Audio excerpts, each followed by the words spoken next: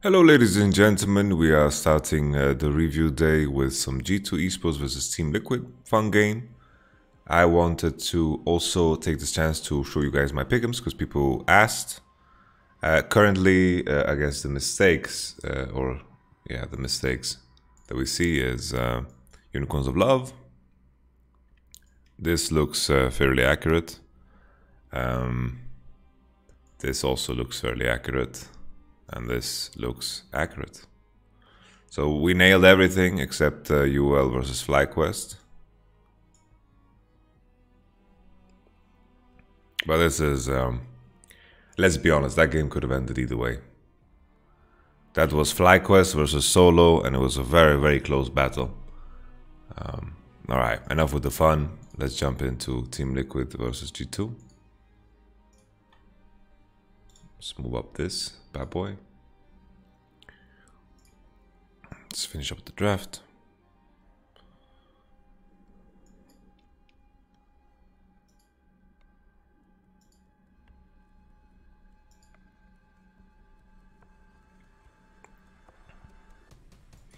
So it is very strange because, you know, this is something that gets banned a lot against Jensen, and Broxah finds a lot of success on Graves when they actually play good. This I liked a lot. I think Team Liquid's bot lane is actually like good, you know, very, very good, consistently good. Impact has a select champion pool that does well, and like this game he tanked 3 bans and he didn't die to Nidalee. That was his job. You know, 3 bans, and he just didn't die to Nidalee. That was his job. We don't care. Like, it was just a very strange strategy because any of these champions, Wunder can counter very easily. I feel like this was just the wrong approach. And as much as people want to talk about Impact's champion pool, I think the effective champion pool of Jensen and Broxah is even smaller. So that was the strange thing. I think here Team Liquid bot lane showed that they are very, very good. I think, honestly, CodeJJ smurfed this game. Really, really smurfed this game. And something to highlight, you know, when it comes to G2, for the first time in a long time, I feel like they are followers, not leaders, in terms of what they want to draft. Of course, this is a best of one, and I think looking at G2's 3 drafts that they've shown so far, it seems like they've tried to adapt a more, farm jungle playstyle, which is good. You know, this is something that they've gone through the bootcamp to explore on. They knew Nidalee wasn't picked here. In some cases, I would say this is good. You know, with these bans, Renekton Prio, and you know that the enemy is not going to pick Nidalee, it's strong. Like, this is valuable. I think the bigger issue comes in 4 and 5. But still, the bans in the context of Wunder versus Impact and Jensen playing Orianna and Broxah playing Graves, I think that's super important. So 4-5 they go Alistar, and I don't think Alistar is that good into set. Kalista set is going to have a very, very good lane matchup. B1 Renekton is stupid. I don't think it's stupid when you can guarantee yourself Nidalee, and also in situations where there's this many top lane bans. I think people have clawed onto this opinion that Renekton is stupid, but you have to look at the context here. The enemy, like if you have Nidalee Renekton and the enemy has top Volibear, I'm going for the Renekton Nidalee side.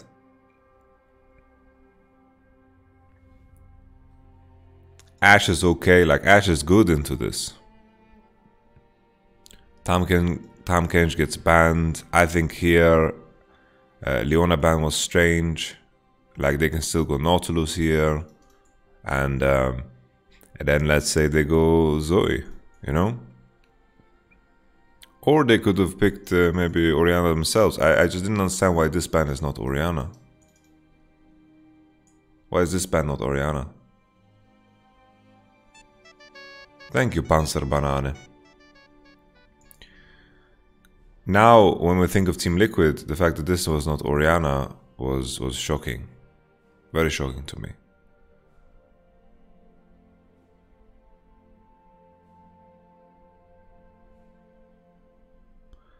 Yeah, that's why I'm a bit confused, and I don't want to give. You know, Team Liquid played this game really well. They did. I think they played this game super good, and I think most of that was on CoJJ and the level 1 plan that they had. I think the control over bottom was absolutely insane. Thank you so much for subscribing, TCEDK2. Really CoJJ masterclass of controlling River and using Fog of War, because that gave Orianna mid all the breathing room in the world to be put in a position where Jace no longer can win. So I think this should have been Orianna. I think here you also don't ban Morde and let's say you ban Graves. Let's say you ban Graves and you don't ban Shen either, you remove that. Maybe they were afraid of Twitch Rakan.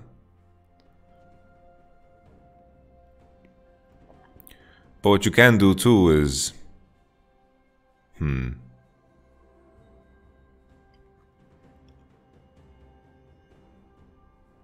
Yeah, just let them Orianna. You keep Shen ban. Or you ban Twitch here.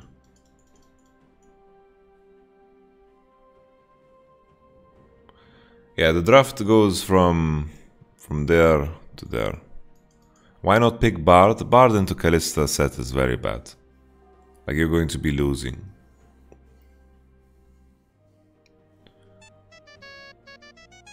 Thank you, Q Faster, for the subscription. I appreciate it. Thank you very much. Make some noise.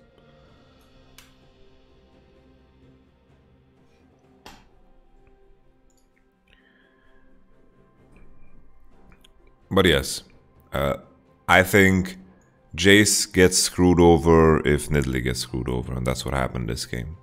So I think in some cases Jace Nidalee can work, but if you fall behind with Jace Nidalee, it is very tricky. Very tricky. We continue. We jump into the game. I think Team Liquid are on comfort.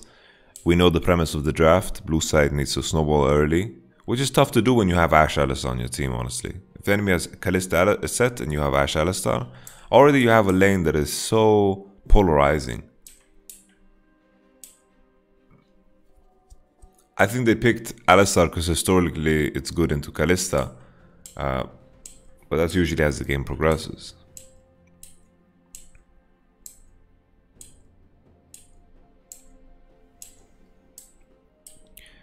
It's just Jace. The issue with Jace mid is that his matchups aren't as one-sided as some of his early game matchups top. That's why I don't like Jace mid. I really don't like Jace mid because it's not like Orianna is hard pressured for the first 5 levels. Like if Jace is playing against Ornn top or any top laner, Jace has full pressure early levels. Full pressure. Mid, it's arguable. The lane is too short and everyone's a ranged champion, so I'm not a fan of Jace mid due to this. I think Jace top, like if Jace top is struggling in the current meta, I think it's probably even worse for Jace mid. I just wanted to check what they actually swept, because Graves swept and they got a ward, but we have to look at their logos so we don't see. So they swept a ward in the bush, Ashe placed it and they spotted it probably. And then here it was just pretty disrespectful. At the same time, North American teams doing something level 1 was unheard of.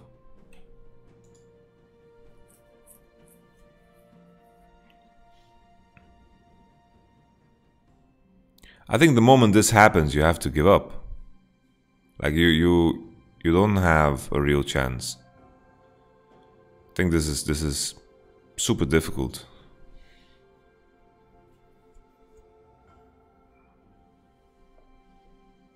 But also, Like to be fair, this looks decent. This looks decent. Because Team Liquid, they lost the leash on the red. Like here, the moment you lose, like you can't lose the leash on the red. Like Brox is running way too far back. And I think if they keep hitting the red here, I think they have an advantageous position. But then Jankos kind of ends it with his position because he gets knocked into the red. And that's the problem.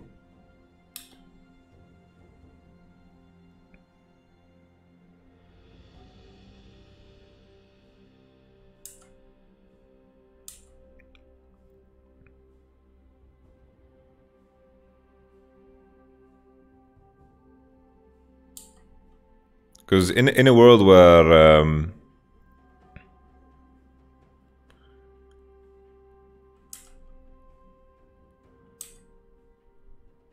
they don't reset it here, Jankos is just too close to the red. I don't think he's thinking about getting knocked into it. And then now the game is very difficult.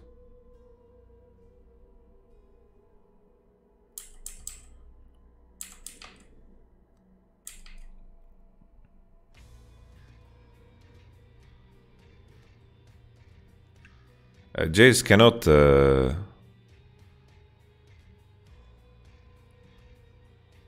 Jace moving is not that one-sided like in mid. Like if Jace might have to give up his wave to go, maybe that could be an idea. But 3v3 on paper, Team Liquid's bot lane should be way stronger.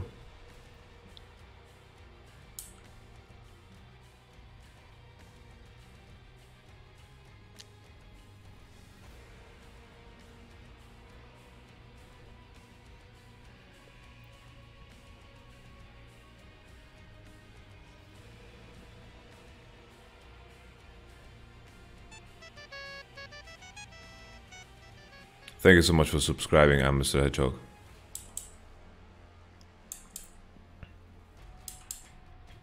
It's just G2's position was fine here. Like if they clear this ward and Nidalee stays in good position, it's no problem. Like he could run all the way up. Like imagine a world where Nidalee pulls the red all the way up here. Here, Ashe is positioned here. Ward is dead. It will be hard to go through here.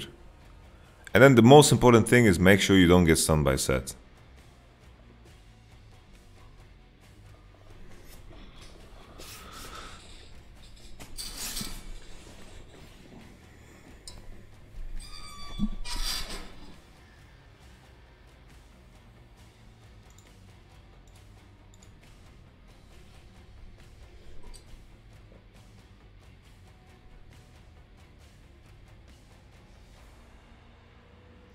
It's the worst possible situation because Nidalee died at 2 minutes.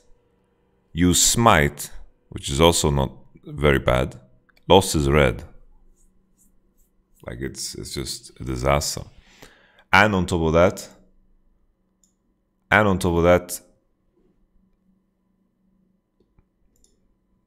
Mickey position was so bad too. The thing is, Alistar can die here. Like this is an Alistar with phase rush. There's no front line. There's no front line here.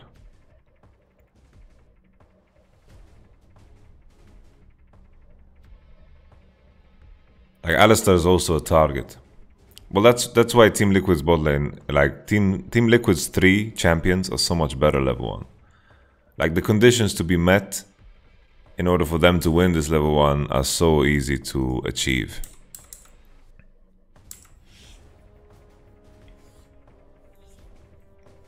Like here, if G2 commit all the way, they pull like the Damwon strategy. Well, it isn't really a Damwon strategy, but it's just the easiest way to make you guys realize. I saw this the first time, Fnatic 2018, 2017. The point being, if if Wunder commits here and they are chilling and Jace gives up mid wave and then they get a kill here and Nidalee starts red, I think super cool.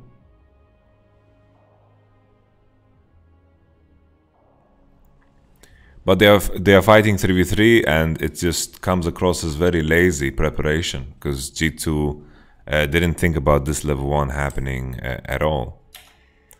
I would suggest and please refrain from calling people, calling to kick people here in this channel. I think if there are any mods in the chat, you can begin to start banning people.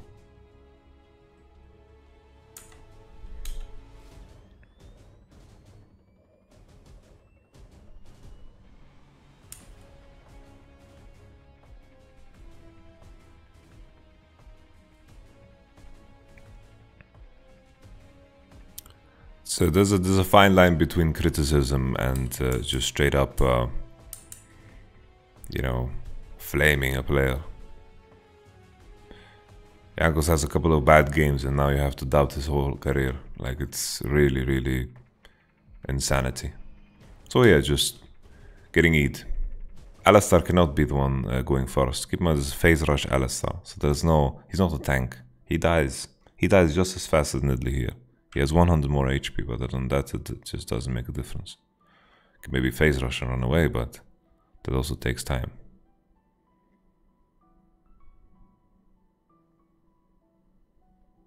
In this position, if Alistar is in sweeper range, kills the ward, and Nidalee kites the red buff upwards, I think also Jace could commit without going for mid wave. Jace is going to be better than Orianna. Renekton could also commit if they knew this was happening.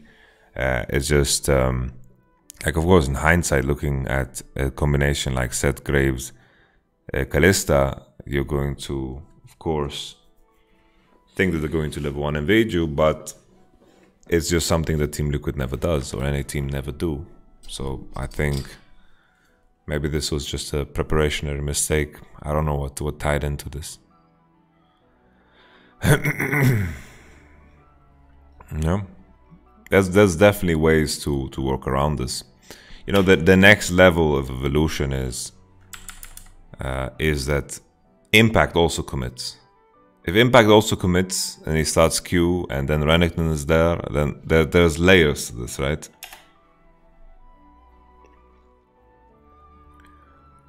But now already Jace is in an awkward spot because he doesn't have a jungler. Graves went through mid into top side, as we saw.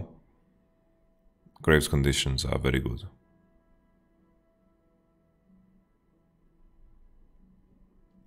Why are you wearing cap in home? Why do you waste your time asking about what I do in my home?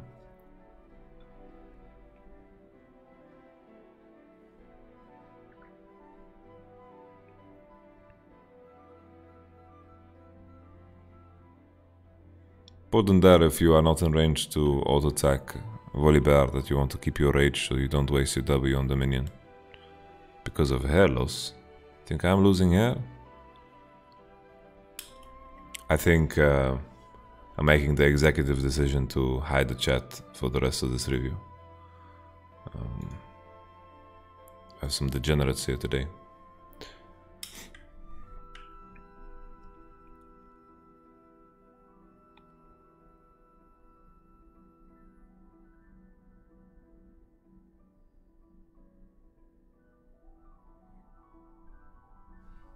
Not sure why Impact decided not to contest the wave level 1. Like, Renekton Volibear is like, if Renekton has rage, he's gonna win. If Volibear has full stack passive, he's going to win. It's always about like momentum. Very similar to like Jax matchups. It's a very momentum based this matchup.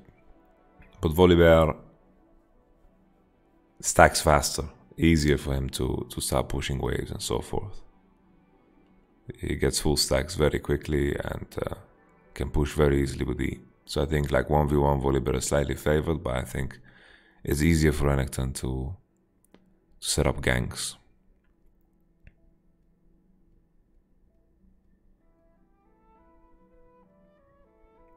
It's already here. I'm not sure what happened for us to achieve this lane state, but it is already quite good for Orianna. Orianna already found the base. Jace isn't that healthy that he can look for some kind of all-in with this 1-level advantage to try to get this wave into the tower. Jensen, all he needs to do here is to chunk out the wave and make sure that Caps can't base, and then Jensen will have an advantage already. Graves is already in river. Graves can support this, he gets spotted, and Jace has to respect.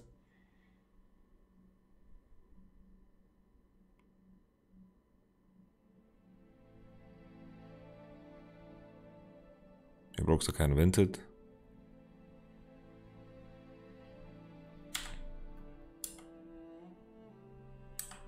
Like here Broxah can just, you know, he sees the movement of Alistar right now, but he goes back into the bush and then he cues the wall. I think he choked a little bit here. They burned the flash of Graves.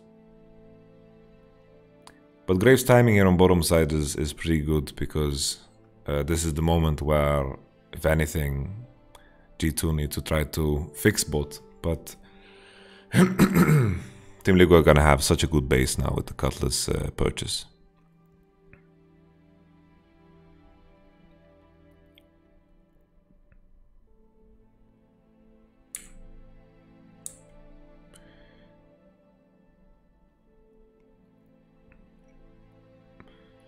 Impact is getting clippity clapped. That's the Cutlass base, and Ashe, Alistar are now basing, but it's very late. And Jensen is winning out. This is a situation where he can create TP advantage. Also here's the cancellation. Very good follow-up here from Broxah to steal these Raptors and abuse the fact that Caps is in very bad spot in mid.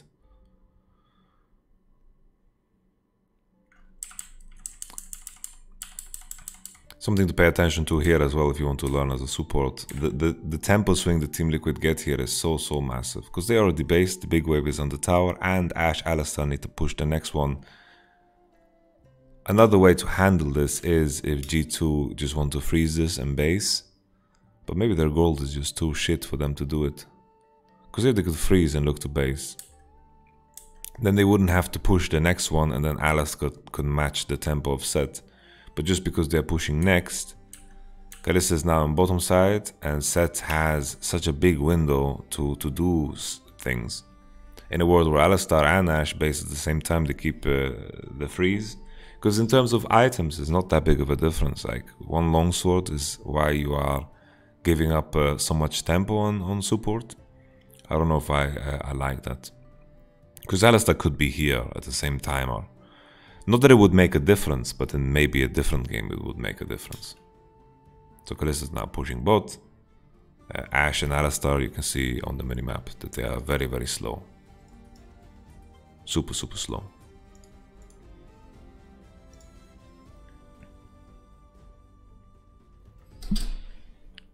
But Jensen did super well. I don't know if we have any piece of information here to see what exactly happened.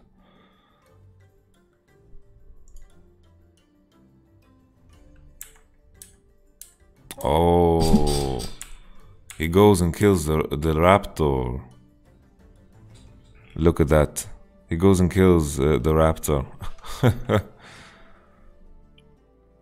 For Nidalee. What a good guy. Yeah, that definitely impacts you. And then there's the 2-wave stacks and Orianna started to push. Yeah, probably you can't do that. Yeah, this is too big of a win for Orianna. And then I'm not sure if he can actually push the wave on time here. So Orianna base is here, and then the next wave is coming. I don't know why Caps doesn't decide to just hard shove this next wave, because I believe he has time. Like, Jace can push. It's the level 4 Jace with enough mana to get this wave into tower, I believe.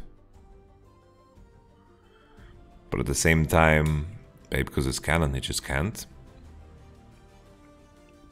Is that the problem?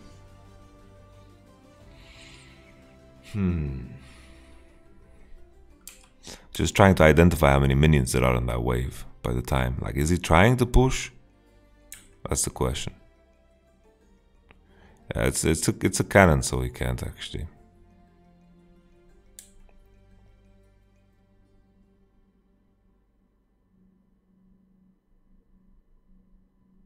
But even now, Caps needs to just use spells on wave, I think. Use spells on wave. But Brox is in position, so it's tricky.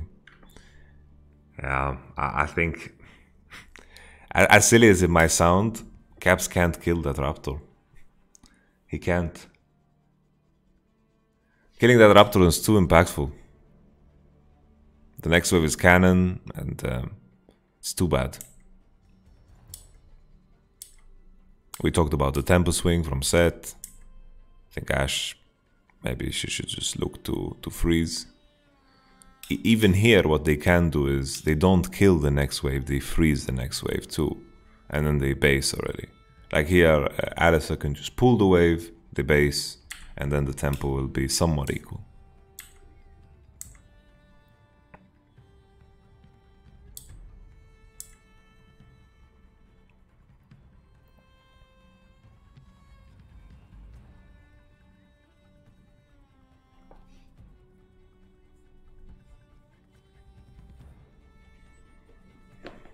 I think Broxah is good at playing the game when he has winning lanes. But he's not so good at creating winning lanes or winning situations. This is my interpretation.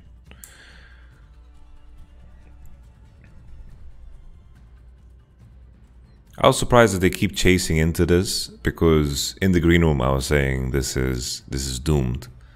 But it also reeks of kind of... It reeks of desperation.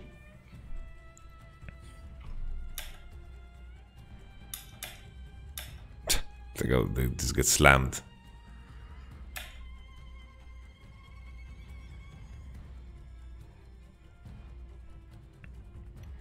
And now already, if you remove nameplates, I would say that this game is kind of over.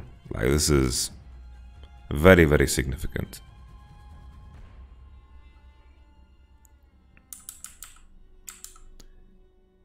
Because Ashe was involved in this. Like, Ashe commit all the way, they try to find a position where they catch the enemy off guard, and they try to sacrifice bot to get Jankos ahead. And a different world where this works, okay, but G2 is saying we have to go for this because Ashe and Alistar commit all the way. But this is Team Liquid winning a fight 4v5. The Set W did a lot of damage. Orianna Ball with Sorcerer Shoes. G2 just committing because Ashe is already screwed. Like, Ashe is losing platings, losing a lot here. A lot of minions. Like, this sucks ass for Ashe. And as I mentioned, no nameplates. I think here this game is over already.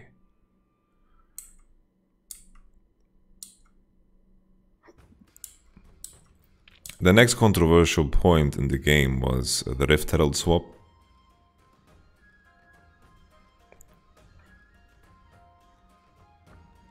KoJJ is just perma Fog of War.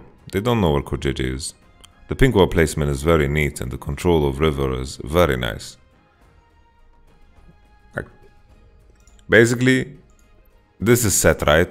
This is how much he controls. So its flash may be bigger, okay? The way KoJJ played, his set was this big. Like this. His set was this huge. Kalista is level 6. We don't mind that XP distribution.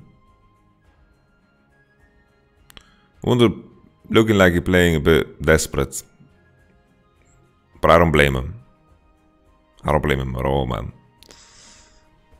He was tanking some turret shots. KoJJ is not being spotted here. Alistar Ashe don't know what they should do here. It's so hard. They don't know if can they all in Kalista, because if they do and Sett is there, disaster. Same thing for Jace. Jace is also asking the same question. What on earth? And now he finally spotted him. They spot core JJ, but look what Alistar and Ashe are doing. Alistar and Ashe are basing, and the wave is right there. So they spot core JJ and they keep basing. I think this is a bit of a mistake. Well, now Caps is fucked and bottom gains nothing out of it. It's very, very sad. Kalista is 1v2 getting Prior right now. I was very, very surprised by this. So core JJ plays it well, right? But he gets spotted. And I think Caps, like G2, didn't adapt to that piece of information that they got. Now Kalista is 1v2 pushing bot. And that's another plating in the bank. Now Orianna base, so Sett is coming back on the bottom side. No problem. He's chilling.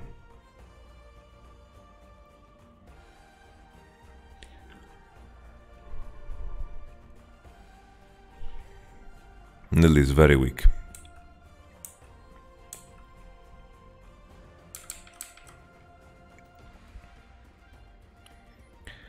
Now the controversial Rift Herald situation. The issue here is Kalista has Blade. Kalista has completed the full Blade against Vampiric. And G2 are going to lose this game very, very hard and painfully, and they will lose Herald too, due to the control that Team Liquid have through bottom into mid. Orianna's conditions are sublime, Graves is ahead. The 4 of Team Liquid, if you look at Graves down to Sett, Nidalee down to Alistar, these 4 is just so one-sided. And I think the idea here for G2 is enemy has Blade. This is the only time we will have any type of tempo from bot. So let's just fucking try to trade the map. Similar to the play before, Nidalee was so far behind, G2 did indeed try to create a fight 4v5. The same thing is happening here. They're committing all the way to the Herald because if they let this game extend in the lane matchups the way they did, the game is so damn losing. G2 is doing this in hopes for finding a fight, trading map side, because imagine they don't do this, okay? Kalista Sett push bot. Sett is they're gonna take over all of these pinks again, deny them. Sett is gonna keep doing the same. He's going to hover and be this big. Kalista has Blade. There is no all-in opportunity for both side. And then Sett is into mid. And then Orianna will have Prio because Jace can't contest. And then Herald will die anyway. The only avenue of opportunity is for them to try to kill Volibear. But Impact is playing so safe. He's hugging his turret. That is the only opportunity that they have. So I think G2 with some foresight, they're just saying our bot is so losing, we can't contest mid due to Sett. We're just going to trade map side and we get at least a turret for a turret. Because if Team Liquid play the situation good, they're going to have a turret for nothing if G2 don't go for this swap. Because this is the last time they have any type of tempo. And I know this has been a very hot topic about how you manage Rift and how you swap for Rift. But this is a very, very different topic and a very different scenario. G2's bot lane is so fucked here. Giga fucked. And because of it, mid is fucked. In other situations, like for example, let's say Team Liquid pushed bot and then they swapped. All the way. They went all the way with Kalista Sett. Then I would be like, no, you can't fucking do this. It's terrible. If you're in a winning position, you should just hover with Sett into mid, Kalista Fog of War for the duration of Rift Herald being taken, maybe around mid here in this area that I'm highlighting, and then you start Herald, and then you go back into bot to defend. If there's a fight that's commencing, you're in position with your support and so forth, and your AD to collapse, you don't have to commit all the way to get the Rift. Similar to what LCK teams and LPL teams do in terms of managing Herald. So we don't want that that LCS Rift Herald where everyone just fucking goes there, you know? But here, they're just trying to trade side, like Ashe and Alistar are already doomed. I think it was a big mistake to let Kalista push 1v2 when they spotted Sett. That's why I was very impressed by how CoreJJ played this. CoreJJ got an advantage and he took control over the whole map. He really, really did. It was very impressive. And Impact just knows, I don't die, I win this game. Only way I lose is I die. He did what Solo couldn't do. Just not die. No ego, Impact.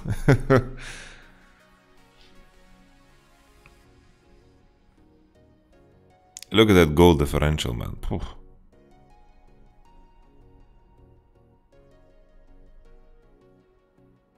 So I don't mind this swap.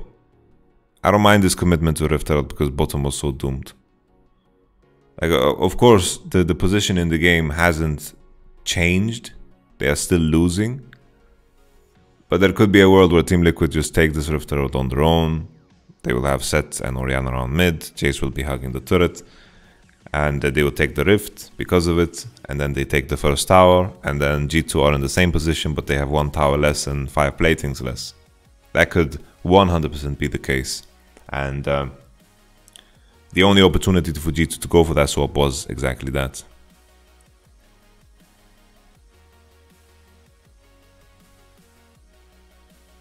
I think, yeah, Team Liquid actually win 2v2 against Sett and... Like, Sett and Orianna actually win 2v2, I believe.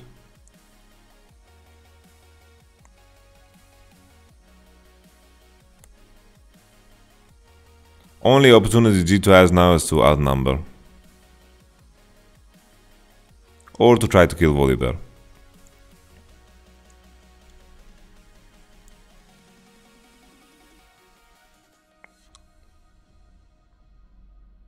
I don't know if the approach should have been Renekton just bounced away, freeze, and then they try to lane gank with Nidalee. Maybe there was some room to do that.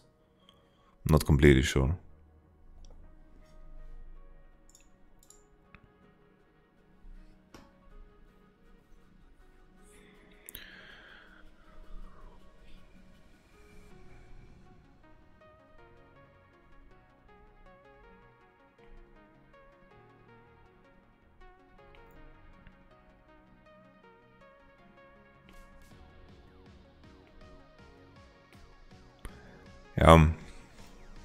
I don't know if it would have changed the mid lane matchup if Jace didn't go for that little Raptor. That Orianna base was really huge.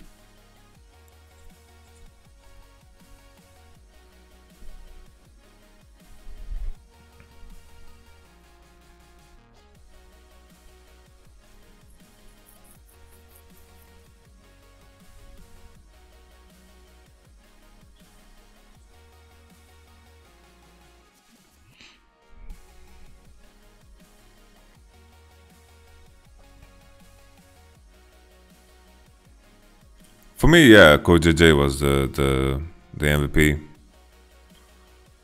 But Jensen was flashier.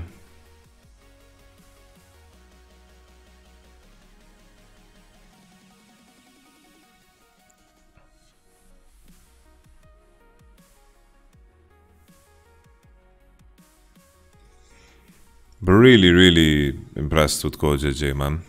Really impressed. But Mickey played fucking good too. This is really not... this is not really support gap. Like, if anything, the decision to push, the one we spoke about, well, he was out of tempo. There's nothing to do for Alistar in this game.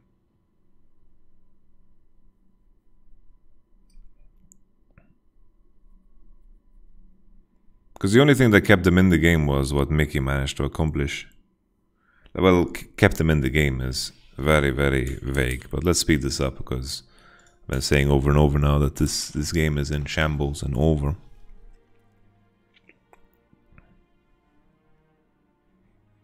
Jace desperately trying to create something, but Impact just runs away from his tower, no problem. So this is the one, right? This is the engage. And G2 actually gained some traction in this game. But it's far from enough. But this was really good. Volibear TP, double kill, they get shut down. This is huge. But still being behind with Jace, Nidalee, Renekton is very sad.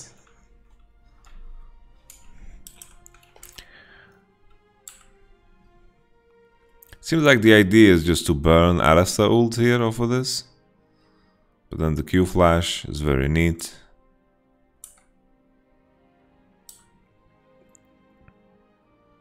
Because Jace is legit just TPing to defend the tower.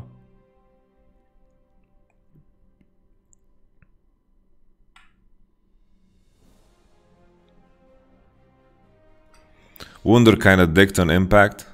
Yeah, I agree, but Impact just didn't have to die. You know? If Impact doesn't die, GG.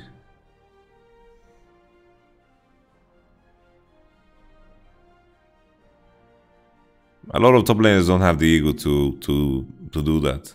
Like, compare Impact this game to Solo against Unicorns of Love.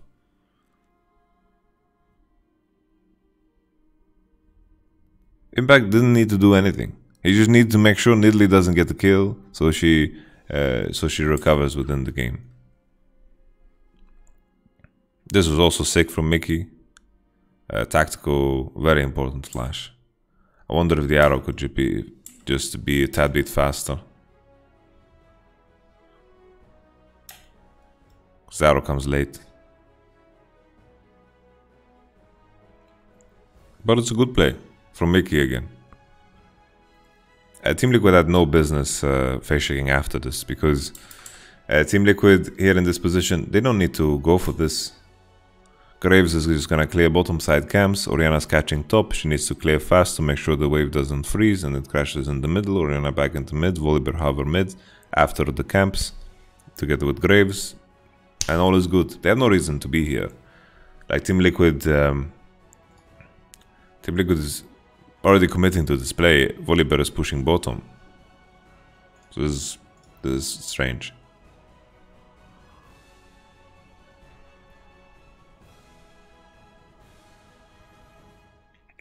So Team Liquid had just no business being here.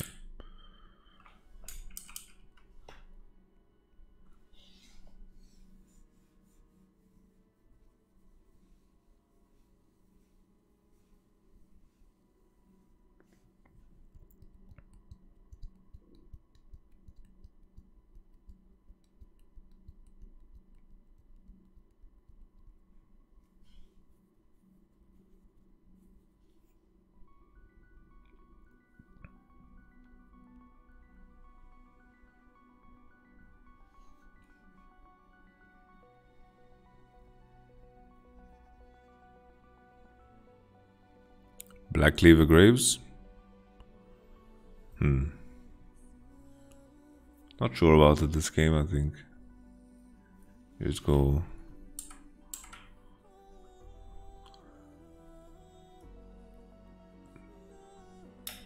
Here, this turret is gone already. I think they have no business defending this.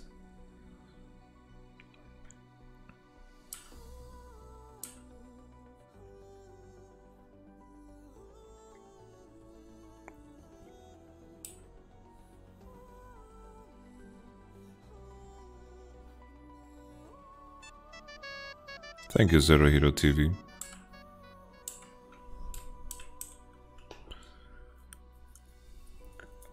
Like, to be fair, Ash could have died 2 times if they did this properly. Like, that's pretty funny.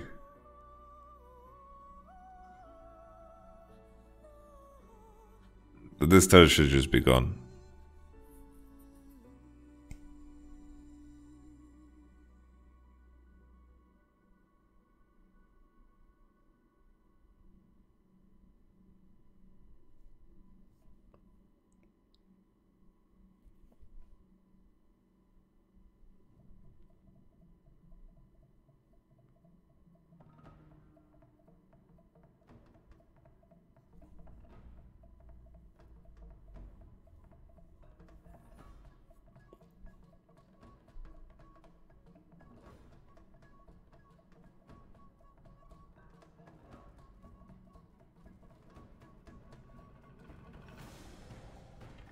Fortunately, I don't think G2 is gonna be eliminating Damwon this year.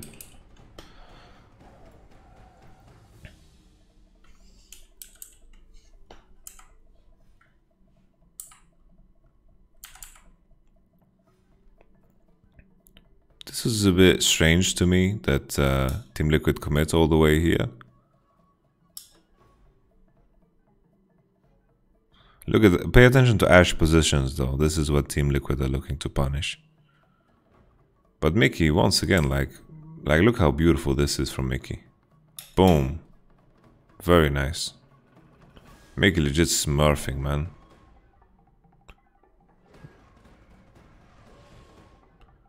Like whenever Mickey had an opportunity to do something this game, he always fucking delivered.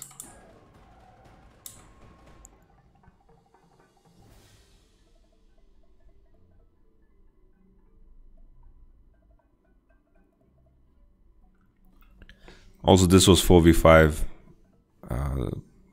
Ashe had nothing to do with this.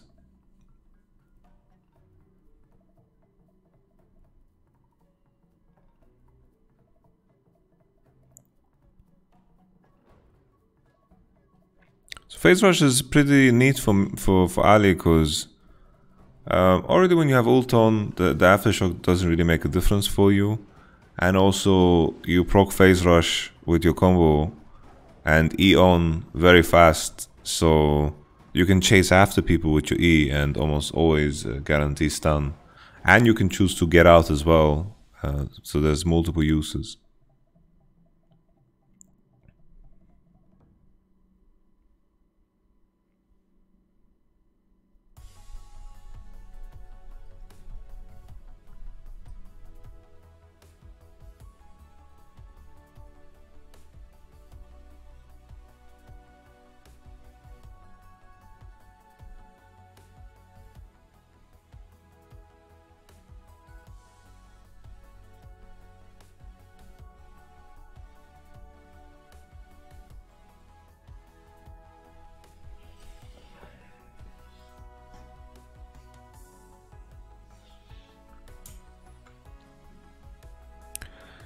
You have many opportunities to flame North America, but I don't think this is a good one, you know? This ain't the game to do it. This really ain't it.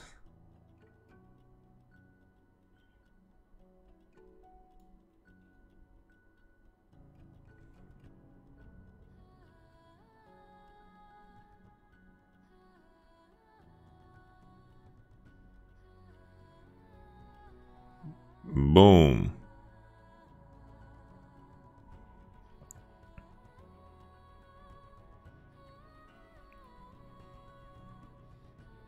Tactical played super well, man. Tactical, CodeJJ, they're the real deal, man. Yeah, I don't get this conversation about imports. Like this conversation about imports is so strange because like imports are the most successful players in North America. Are they not? Like, how can you argue against imports when you have players like Bjergsen and Jensen, CodeJJ, like the top of the heap in North America are all imports? I agree with the conversation of imports when it's about players that are just don't belong, you know? Like sometimes teams import players that make absolutely no sense. Like, yeah, Power Vivo has been doing so good as well. Like I don't think the conversation should be arguing against imports.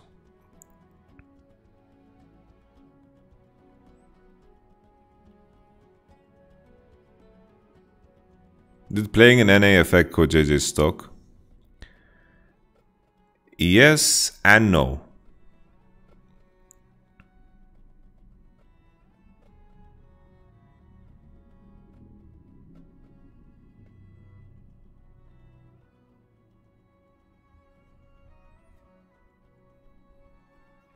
I think, when people are talking about North America, there are organizations that do very well in North America.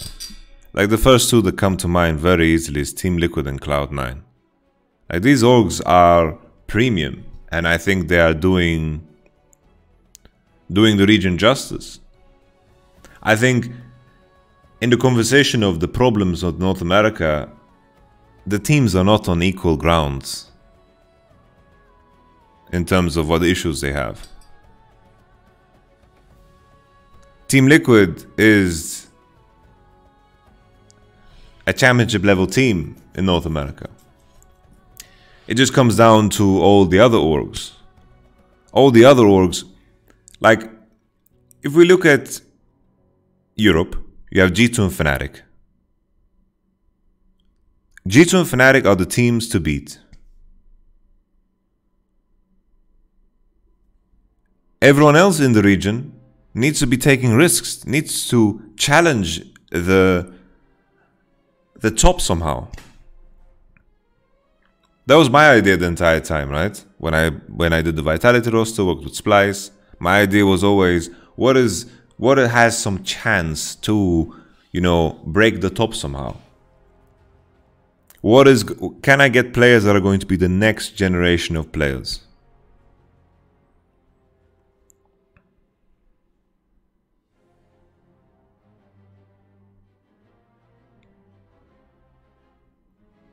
Now we have Mad Lions, we have Rogue, we have players that can be in the conversation of like, wow, this can be like the next household generation player, like a player like Larsen, or a player like Inspired.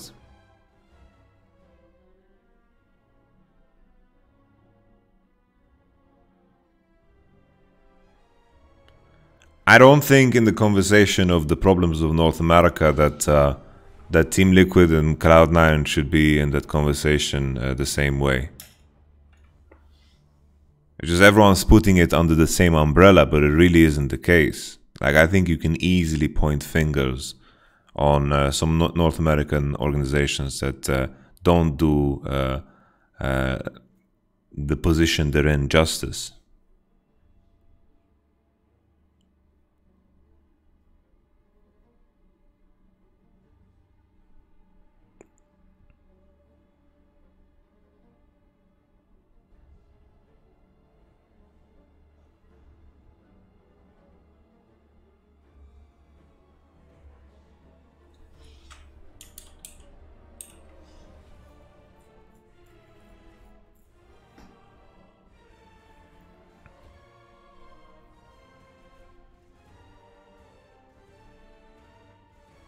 Yeah, like Cloud9 bring up players all the time, right?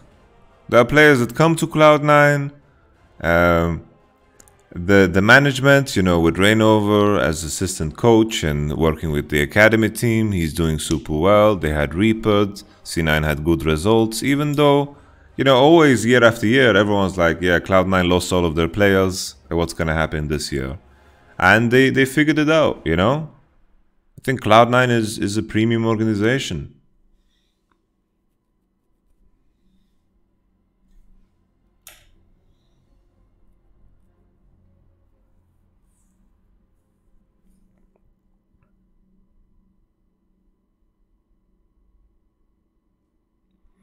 So I think it's a bit disappointing when people talk about North America and point to the teams that are at the World Championship as the problem. It really isn't.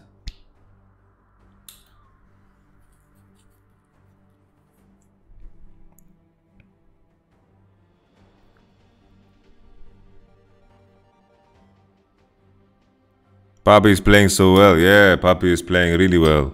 You too, Wunder, but you are Renekton, so what can you do? You're also playing really good.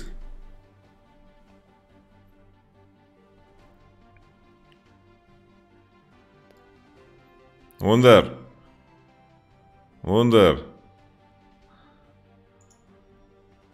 Your idea to ban 3 top laners, Wunder.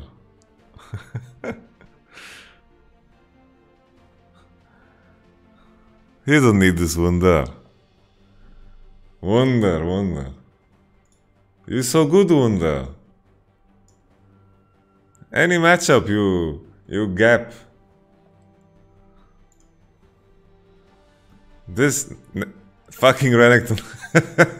Back to Ornn for me.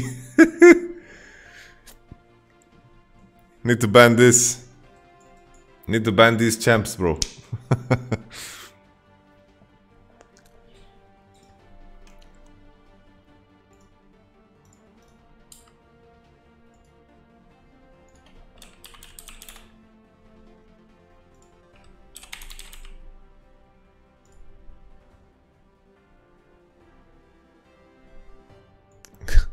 Champion pool.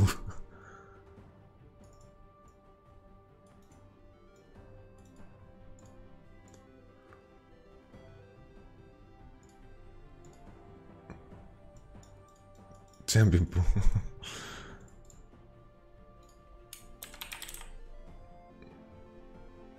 Impact is too good. Thought he couldn't play anything else than Morden, but he has world's buff.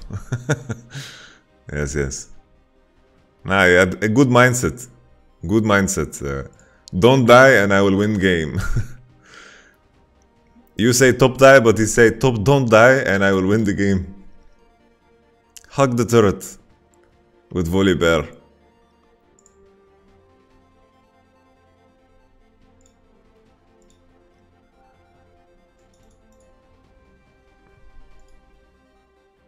Holy.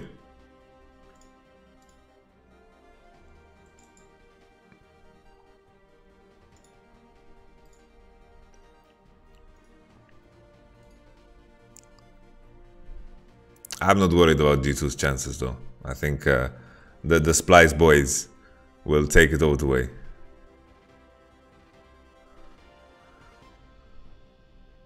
No, papi.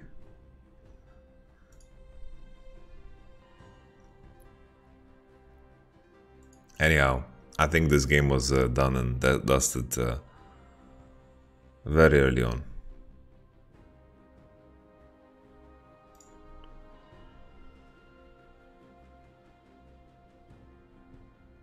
Boom.